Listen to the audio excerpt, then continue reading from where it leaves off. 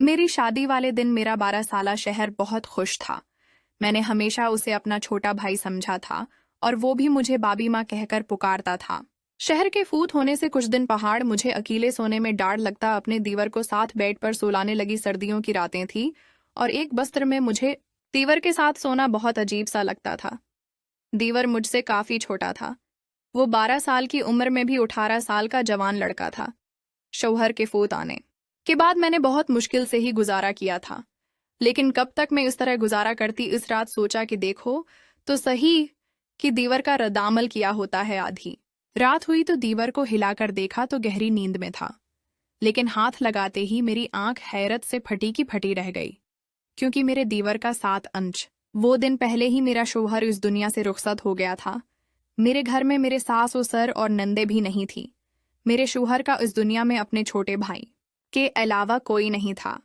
जीद की उम्र सिर्फ 12 साल ही थी। वो मुझसे छोटा था। जिंदगी में मैंने कभी इस छोटे भाई से ज्यादा कुछ नहीं समझा था। मेरा दीवर 12 साल का था। मैं उसे हमेशा ही अपने बच्चे की तरह समझा था। जब मेरी शादी हुई थी तो वो मेरी शादी वाले दिन ही बहुत खुश था। कहता था कि मुझे नई अम्मा मिल गई। लेकिन मेरी अम्मा मुझे यही समझाती रहती थी, बेटा तुम्हारा दीवर तुम्हारा महरम नहीं, इससे फासले पर रहना। खोड़े उर्से के बाद वो मेरा बड़ा हो जाएगा, फिर उसका और तुम्हारा पर्दा लाजिम होगा। इसलिए तुम अभी से आदत डाल लो कि वो तुम्हारे कमरे में बुला रोक टोक न आया करे। मैंने बहुत बार देखा है तुम्हारा देवर बुला रोक डोक न आया करे। मैंने बहुत बार देखा है तुम्हारा देवर बुला रोक डोक न आया करे करे मैंने बहुत बार देखा है तुम्हारा देवर बुला रोक डोक न आया करे। मैंने बहुत बार देखा है तुम्हारा देवर बुला रोक डोक न आया करे। वो अपनी हुदूद की भी मैं अपनी माँ की बातें सुनती तो मुझे ऐसा लगता कि वो जियाद के बारे में बहुत बड़ा सोचती हैं। उसलिए मैं उनकी बातों ने पर खुफा होती थी। लेकिन आज जब मैं बेसहारा हुई तो मेरा शौहर इस दुनिया से चला गया था, तो मेरी आंखों से आंसू बह रहे थे। मैं सोच भी नहीं सकती थी कि वो मुझे अपना 12 साला बाई के सहारे पर छोड़कर इस दुनिया से रुखसत हो जाएगा। मेरी जिंदगी मुश्किल में पड़ गई थी। रो रो कर मेरा बुरा हाल था। रात के 12 बज गए थे। मेरा दीवर जीद भी अभी तक घर नहीं आया था। वो शायद अपने बाई के रिश्तेदारों के साथ मसरूफ था। मेरा दिल मुतमईन इसी हवाले से था कि चलो वो घर नहीं आता तो ज्यादा अच्छी बात है, क्योंकि अगर वो गार आ गया तो मुझे बगैर महफूज सा महसूस होगा। मुझे रह रहकर उम्मा की बातें याद आ रही थी। लेकिन उसी लम्हे गार के दरवाजे पर दस्तक हुई। मेरा दिल उछलकर हल्क में आ गया।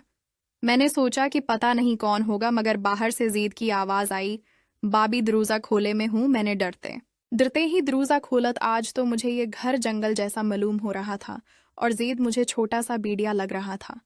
पता नहीं क्यों मैं इस बारे में इतना मनफी सोचने लगी थी। बाबी आपने खाना खाया? उसने मुझसे मसौमियत से पूछा था। नजरें झुकी हुई थी और साथ ही हाथ में एक थैली रखी हुई थी। थैली में चावल थे। चावल तेल वाले लगते थे। उसने एक प्लेट में चावल डाले और मेरे सामने लाकर रख दिए। बाबी मुझे खाना बनाना नहीं आता, मैं आपके लिए बाहर से लेकर आया हूं, आप खा लें और न यूं ही भूखी मर जाएंगी। मैं अपने भाई के बाद अपनी माँ को नहीं खोना चाहता। जीद की आंखों में आंसू भी थे कहने, मगर फिर भी उम्मा की बातें मेरे जहन से निकल ही नहीं रही थी। बाबी आपकी फिक्र करने की जरूरत नहीं, मैं आपका सहारा बनूंगा। आप इस घर से भी मक जाइएगा। वो बड़ी जज्बाती बातें कर रहा था, मगर मेरे जहन में बहुत सारे अंदेशे में टुक रहे थे। फिर उसने एक अजीब बात बोली, बाबी आप उस कमरे में सो जाएं। दूसरा कमरा तो छत के करीब है। मुझे पता नहीं क्यों ऐसा लगता है कि आपको छत वाले कमरे के साथ नहीं होना चाहिए। और अब तो सब लोगों को पता है कि हमारे घर में फौत की हो गई है, तो कोई भी बड़ी नीयत से हमारे घर आ सकता है। मैं हैरान थी कि जियाद इतनी छोटी उम्र में ऐसी बातें क्यों कर रहा है। क्या उसे किसी ने कुछ कहा है? मगर फिलहाल जो बात उसने की थी मुझे ठीक ही लगी। मैं उसके कमरे में चली गई। जियाद का कमरा दूसरी तरफ था, जबकि मेरा और मेरा शौहर छत के करीब वाले कमरे में रहते थे। मुझे बहुत अजीब लग रहा था। आज पहली बार मैं अपने कमरे के अलावा कहीं आई थी, मगर जो कुछ मैंने अपने दीवर के कमरे में देखा, मेरी आंखें तो फटी की फटी ही रह गई थी। तो कमरे का दरवाजा बांध करते हैं। मेरी नजर एक ऐसी चीज पर पड़ी थी जिसने मेरे होश उड़ा दिए थे। वैसे तो बज़ाहिर वो 12 साल का बच्चा ही लगता था, मगर उम्मा वाली बात सही थी कि जो कुछ वो फ़िलहाल कर रहा था वो एक बड़ा और एक समझदार आदमी ही कर सकता है। जीद के कमरे अपना जीवर देखकर मेरा दिल होल उठा था। मैंने तो उसे कई जगहों पर कई तालाओं में छिपा रखा था, मगर ये सब कुछ जीद के हाथ कैसे लग गया। बात बड़ी अजीब सी थी। मैं दिल में सोचने लगी कि मैं सुबह होते ही से बात का सवाल करूंगी, मगर इस वक्त मुझे सख्त नींद आ रही थी। मैंने दरवाजे को अंदर से कंडी लगाकर अच्छी तरह से लॉक कर लिया और फिर सोने की तैयारी करने लगी। पता नहीं क्यों मुझे बहुत नींद आ रही थी। इलाका 2 दिन से मुझे ज्यादा नींद नहीं आई थी, पर आज मुझे लग रहा था जैसे जियाद के लाए हुए चावल खाकर मेरी आंखों पर तो गुनूदगी तारी हो रही थी। मैंने दिल में सोचा कि कहीं चावल खाने से मुझे नींद तो नहीं आ रही, मगर इतना तो मुझे मौका ही नहीं मिला। जब मेरी आंख खुली तो सुबह के 10 बज रहे थे। मैं हैरान हो रही थी कि आज मुझे इतनी नींद कैसे आ गई। हालांकि 2 दिन से मुझे बिल्कुल नींद नहीं आ रही थी, लेकिन आज चावल खाने के बाद मेरी आंखें ऐसी बंद हुई जैसे किसी को शराब पिला दी गई हो। मैं हैरान हो रही थी। ऐसा होना तो नहीं चाहिए था। दिल में बार बार एक कि ख्याल आ रहा था कि कहीं जीद के लाए हुए चावलों को खाकर मैं बेहोश तो नहीं हो गई थी। लेकिन आखिर जीद ऐसा क्यों करता।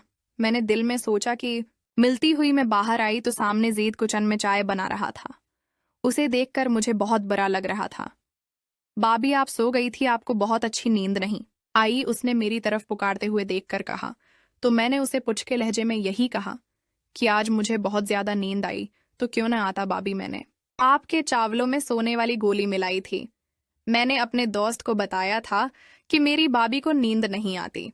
उसने मुझे कहा कि तुम उनको खाने में नींद की गोली मिलाकर दे दिया करो, उसे आराम से वो सो जाएंगी। मैं हैरान रह गई थी कि जीद इतनी घटिया हरकत कैसे कर सकता है। जीद, तुम ऐसा सोच भी कह सकते हो। तुम अपनी बाबी को बेहोश करना चाहते थे। नहीं नहीं बाबी, मैं तो आपको अच्छी नींद देना चाहता था, लेकिन अब आप अच्छी खासी तरह ताज़ा लग रही हैं। ये ले चाय पिए। उसने चाय मेरे सामने रखी तो मैं शक में पड़ गई। तुमने उसमें भी कुछ मिलाया तो नहीं? अल्लाह की कसम नहीं बाबी, वो तो मैंने आप की नींद के लिए, आपके सुकून के लिए गोलियां मिलाई थी कहती हैं। तो ये चाय मैं आपके सामने खुद पी लेता हूँ, बल्कि हम आधी आधी पी लेते हैं। उसने इस प्याली से एक घंट बढ़ते हुए मुझे दिखाया तो मैं यकीन कर बैठी। मैंने कहा कि ठीक है, मुझे माफ कर दो, मैं तुम्हारे बारे में शकी हो जाती हूँ। मजीद का चेहरा देखती उसकी मासूमियत पर मुझे यकीन आ जाता था, क्योंकि वो वाकई उसके चेहरे पर बहुत ज्यादा मासूमियत और शराफत थी। मैंने आज से उसे कुछ नहीं कहा था। जानना चाहती थी कि वो आगे खुद से क्या कहेगा, क्योंकि जो कुछ मैंने उसके कमरे में देख के आई थी उसकी तो कोई माफी नहीं थी। थोड़ी देर बाद उसने खुद ही नौ खोल लिया। बाबी, मैं आपके जीवर बेचना चाहता हूँ। मेरे एक बहुत ही जानने वाला मुखलिस और ईमानदार इनकल है, वो हमारे जीवर बेचकर हमें बहुत सारे पैसे देंगे। हम उन पैसों से घर खरीद लेंगे। इस किराए के घर में हम कब तक रहेंगे?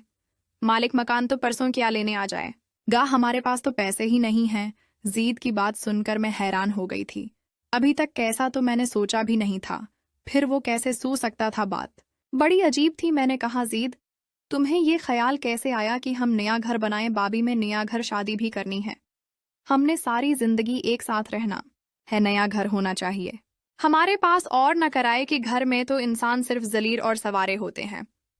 ज़याद की बात सुनकर इसलिए मैंने उसे जीवर वाले मामले पर कुछ नहीं कहा, लेकिन मुझे डर था कि वो जीवर बेचकर हमारे पास अगर पैसे न हैं तो क्या होगा। मैं एक बीवा औरत थी, मेरा दीवर 12 साल, तो ऐसे ही मैं कोई भी इराम से बास आने से धोखा दे सकता था। मैंने सोचा कि इस बारे में किसी से मशूरा कर लो या अपने माई के वालों से कहती हूँ, वो मेरी मदद जरूर करें। गेजीद तो छोटा बच्चा था, जिसकी इस बात पर मुझे अभी तक गुस्सा था कि उसने मेरे कमरे से आखिर इतने ताले तोड़कर वो जीवर कैसे निकाला, जबकि ताले टूटे हुए भी नहीं थे। जबकि इस जीवर के बारे में मैं तो जीद को भी नहीं बताया था। मुझे अब जीद की बातों पर गुस्सा भी आ रहा था, लेकिन वो जो भी करता आखिर में उसकी वजाहत देता कि मैं मुतमईन हो जाती। मैंने अपने घर वालों से कहा कि मुझे ये जीवर बेचकर घर लेना है। उन्होंने मुझसे कहा कि नहीं, घर लेने की जरूरत नहीं है, बीवे हो चुकी हो, अब तुम्हें हमारे घर आना होगा। मगर उनके घर नहीं जा सकती थी। मैं जानती थी कि मेरे भाई अपनी बीवियों के गुलाम है, वो अपनी बीवे बहन को कभी भी सहारा नहीं देंगे।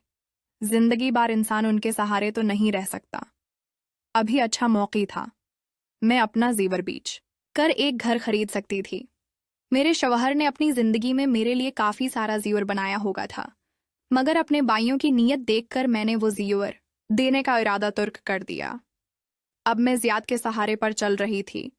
मैंने कहा, जियाद तुम जहां चाहो जेवर बेच दो, मैं अपने मायके वालों से इन रवियों से म्यूस हो गई थी। जियाद ने अपनी उन्हीं अंकल को वो जेवर जाकर दे दिया और 2 ही दिन के बाद हमें एक बहुत मुनासिब जगह पर घर ढूंढकर घर की चाबी और कागजत उन्होंने जियाद के हवाले कर दिए। मैं तो सारे अमल पर हैरान रह गई कि 2 दिन में इतनी जल्दी ये घर कैसे हमें मिल सकता है, जबकि लोगों को काफी सारा काम भी करना पड़ता है। घर का इंतकाल, घर के कागजत, बहुत सारी ऐसी चीजें होती हैं जिन पर इंसान को मेहनत करना पड़ती है, वक्त लगाना पड़ता है। मगर जियाद में जब कागजत लाकर मेरे हाथ में रखे, मैं तो हैरान ही रह गई। वो तो 12 साल का, मगर इसकी सोच बड़ा वाली थी। फिर उसने एक अजीब सी बात कही, कहने लगा कि भाभी हम सारा घर साफ कर लेंगे तो आपसे जरूरी बात करनी है। आज जीत की आंखों में अजीब सी लग रही थी। उसकी नजरों में कोई अजीब सी बेचैनी थी, जिसे देखकर मैं समझ नहीं पा रही थी कि वो मुझसे क्या कहना चाहता है। इस वक्त मैं जल्दी में थी। हमने घर में सारा सामान भर दिया था। अब हमें आगे की फिक्र थी कि हमारा खाना पीना, राशन कहाँ से होगा। अब कि मैंने तो कभी जिंदगी में बाहर जाकर कोई नौकरी भी नहीं की थी। फिर ज़ैद ये क्यों कह रहा था कि उसे मुझसे कोई ज़रूरी बात करनी है, पता नहीं उसने मुझसे क्या बात करनी होगी। मेरे जहन में बहुत सारे सवाल थे, पर मैं फ़िलहाल चुप रहना चाहती थी। शाम को मैंने सारा सामान अपनी अपनी जगह रख दिया। वैसे भी हमारा सामान मुख्तसर ही था। हमारे पास ज़्यादा माला दौलत नहीं थी जिसे हम लिए फिरते। मैंने सारा काम करने के बाद अच्छा सा खाना बनाया। मैं जियाद का इंतज़ार कर रही थी क्योंकि वो इस घर का हिस्सा था। मैं नहीं चाहती थी कि वो बाहर जाकर गंदमंद खाना खाए। मैंने उसके लिए खाना बहुत मेहनत से बनाया था, बिल्कुल वैसे ही जैसे अपने शौहर की वफात से पहले बनाया करती थी। उसकी हर कसम के लाद प्यार और नुखरे उठाती थी। बहुत सारा खाना बनाने के बाद मैंने टेबल पर रख दिया। जियाद के आने का इंतजार करने लगी, मगर आज वो घर नहीं आया। मुझे अजीब सा लग रहा था। उसे उस वक्त घर होना था जबकि रात के 10 बज चुके थे। बाई की वफात से पहले तो वो शाम को तकरीबन 5 बजे घर आ जाता था।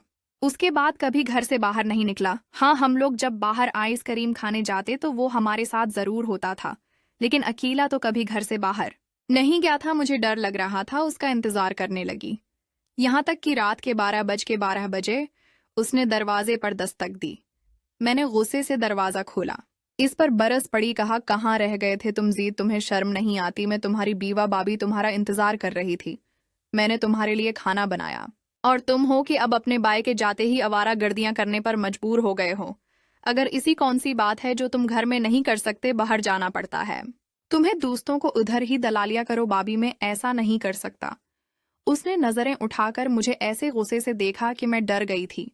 मगर वो तो एक बच्चा ही था। मैंने दिल में सोचा, मैं ऐसा डर आदम का तो सकती हूँ। मैं यही ख्याल करके उससे बात कर रही थी कि वो मुझ पर चला उठा। बाबी बस कर दें, मुझे अब आपकी कोई बात नहीं सुननी, और जो आपने खाना पकाया है वो आप खुद खा लें। ये कहकर वो अपने कमरे की तरफ चला गया। इस वक्त वो किसी 40 अल्लाह मर्द जितना गुस्सा कर रहा था। मुझे उस पर बहुत अफसोस हो रहा था। मुझे उस पर गुस्सा भी आ रहा था। वो गुस्से में था तो कोई बात उसके पीछे जरूर होगी। मैंने यही सोच कर उसके कमरे में जाकर दस्तक दी। उसने दरवाजा खोला और मुझे अजीब सी नजरों से देखकर बोला, एक बात कहूं बाबी, आप मुझसे शादी कर लें वरना आप काफिर हो जाएंगी। उसकी बात सुनकर मेरी आंखें फटी की फटी रह गए। तुम ऐसा सोच भी कह सकते हो? मैं तुमसे शादी करूंगी कहा गया तुम्हारा माँ। वलार आप तुम तो मुझे सुबह शाम माँ कहते हो। अब क्या हो गया? किसने तुम्हारा दिमाग खराब कर दिया? ये बात, इतनी घटिया बात तुमने अपने जहन में सोची भी कैसे, और फिर मुंह से कैसे निकाली? मैं गुस्से से आपको ला हो रही थी। वो बिल्कुल इसी तरह बिना किसी शर्मिंदगी मेरे सामने हाथ बांध कर खड़ा, मुझे टटकी बांधे देख रहा था। मुझे अब उसकी नजरों से डर लगने लगा था। मैं एकदम बोलते बोलते चुप हो गई। वहीं से वापस मड़ी और अपने कमरे में आकर बैठ गई। मैंने कमरे का दरवाजा अच्छी तरह से बांध कर लिया था। मेरा दिल जोर जोर से धड़क रहा था। मैं सोच भी नहीं सकती थी कि ज़ैद ऐसा निकलेगा और इस कसम की बातें मुझसे करेगा। मैंने तो उसे हमेशा अपने बच्चों की तरह ही समझा था। अगरचा अभी मेरी औलाद भी पैदा नहीं हुई थी, लेकिन फिर भी ज़ीद के बारे मैं मेरे शौहर ने मुझे यही कहा था कि तुम हमेशा उसे अपनी औलाद की तरह समझकर पालना, और इसकी माँ नहीं, अब्बा नहीं तो अब तुम उसका सब कुछ हो जीत। कि इन बातों से मुझे बहुत तकलीफ हुई थी। मैंने सोचा था कि आज के बाद मैं जीत से कोई बात नहीं करूंगी। कानूनन ये घर मेरे नाम था। मैं खुद अकेली भी रह सकती हूँ। अगर किसी को मेरे साथ रहना हो तो मैं अपने मायके से किसी को बुला लूंगी। पर जीद ने दोबारा ऐसी हरकत की तो मैं से घर से जरूर निकालूंगी। ये घर तो मेरे शौहर के पैसों का था और मेरे नाम पर था, लेकिन जीद इसमें रहने का हक नहीं रखता था। अगर वो अपनी बाबी को इज्जत नहीं दे सकता जो उसे देनी चाहिए। मेरी खामोशी अब गुस्से में बदल गई थी। सुबह उठते ही मैंने जियाद के कमरे का दरवाजा जोर से पीटना शुरू कर दिया। फिर मुझे एहसास हुआ कि उस कमरे के दरवाजा तो अंदर से बांग नहीं था।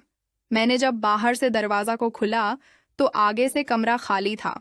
कमरे में कुछ भी नहीं था। जीद कहाँ गया? मैं दिल में सोचने लगी। मेरा दिल गुस्से से पागल हो रहा था। मैंने बाहर वाले दरवाजे पर नजर डाली तो दरवाजा बाहर से बंद था। उसका मतलब जीद मुझे घर में कैद करके गया है। मैंने दिल में सोचा तो मुझे उससे नफरत होने लगी। इतना सा उम्र 12 साल है और हर कुते देखो। मैंने यही सोचकर अपने माई के जाने का फैसला कर लिया, लेकिन फिर याद आया कि मैं तो इद्दत में हूं। बार बार घर से निकलना अच्छी बात नहीं। बस यही सोचकर मैं बेबास होकर पेट गई थी। शौहर की वफात को महीना हो चुका था। इसके 1 महीने में जीद कितना बदल गया था। मैं दिल में सोचने लगी, या अल्लाह मुझे औलादे देता तो मैं उस वक्त जियाद के सहारे ना होती, मैं अपनी औलाद के सहारे जिंदगी गुजार लेती। मगर अब मैं उसे क्या कहूँ? मेरा तो इससे कोई रिश्ता भी नहीं। जिस शख्स की वजह से रिश्ता था वो तो मुंह मिट्टी तलजास हुआ। आज मैंने सोच लिया था कि जियाद आए तो मैं उसे साफ साफ बात करूंगी कि अब वो इस घर में नहीं रह सकता। रात के तकरीबन 6 भी नहीं बजे थे, यानी अभी रात शुरू नहीं हुई थी कि मेरे घर के दरवाजे पर जोर जोर से दस्तक होने लगी। मैं तो यही समझी कि बाहर ज्यादा होगा, पर जब मैंने दरवाजा खोला तो सामने 3-4 आदमी खड़े थे। ये आदमी बहुत अजीब गुस्से में लाकर रहे थे। मोजज थे, उनके चेहरे पर दाढ़ियां सजी हुई थी, लगता था जैसे इस्लाम के ठेकेदारों। उन्होंने जो बात मुझसे कही थी वो बहुत हैरान कर देने वाली थी, बल्कि मुझे दिखी कर देने वाली बात थी। बीबी तुम यहाँ अकेली रहती हो? जी हाँ, मैं अकेली रहती हूँ। जोट बूर रही हो। इसका दीवर भी उसके साथ ही रहता है। अभी भी घर में ही होगा। ये लोग बता नहीं इस मोहल्ले को क्या समझते हैं। मोहल्ले को गंदा कर रहे हैं। मैं तो कहता हूँ कि उन्हें यहाँ से बेघर कर देना चाहिए। ऐसे लोगों का इस मोहल्ले में रहना ठीक नहीं। दूसरा आदमी बोला, क्यों भाई साहब, हमने किया क्या है? अरे बीबी, तुमने किया है ये तुम हमसे पूछ रही हो? तुम अपने 12 साला देवर के साथ इस घर में अकेली रहती हो। तुम्हें पता है कि तुम्हारा शौहर मार गया है। अब तुम विवाह हो गई हो, अपने माँ बाप के घर जाओ। यहाँ रहना तो शिराफत से रहो। यहाँ हमारी बहनें बेटियां और माएँ भी हैं। ऐसे लोगों को हम अपने मोहल्ले में बर्दाश्त नहीं कर सकते। इन आदमियों पर मुझे गुस्सा तो बहुत आया, मगर मैं इनसे अलझना नहीं चाहती थी। मैंने उनके मुंह पर ही घर के दरवाजे बंद कर दिया। आंखों से आंसू बहने लगे जीद पर। मुझे सख्त गुस्सा आ रहा था। ये सब इसी का क्या दरा है? मैंने दिल में सोचा। अपना सामान मैंने बांधना शुरू कर दिया, क्योंकि अब मैं यहाँ रहना मेरे लिए मुश्किल हो चुका था। मैं जानती थी कि जीद ये सारी बातें मेरे बारे में उसे फैलाए होंगी कि जैसे मैं कोई बहुत गंगार औरत हूँ। सच कहते हैं ना, ये दुनिया के लिए औरत को खा जाती है। अल्लाह पाक साहब की इज्जतों की हिफाजत फरमाए, आमीन।